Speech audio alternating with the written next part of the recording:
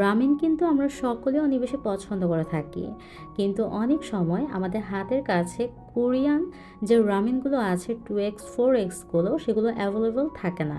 তাই আজকে আমি আপনাদেরকে খুবই সহজভাবে মিস্টার নুডলস দিয়ে রামেন কীভাবে তৈরি করে আপনারা সহজে খেয়ে ফেলতে পারবেন সেটা রেসিপি শেয়ার করছি।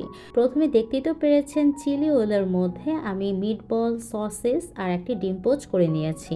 এখন চিকেনের একটি ব্রেস্ট পিস নিয়ে সুন্দর করে একটু শ্যালো ফ্রাই করে নিয়েছি। এখন অন্য একটি কড়াইয়ের মধ্যে পানি দিয়েছি, পানিটা গরম হয়ে আসলে মিস্টার নুডলসটা দিয়ে নুডলসের মশলাটা দিয়েছি, এখানে লেটুস পাতা দিয়ে আর হালকা একটু গোলমরিচ গুঁড়া, চিলি ফ্লেক্স, একটু টমেটো সস দিয়ে যখন হয়ে যাবে তখন নামিয়ে নিয়েছি।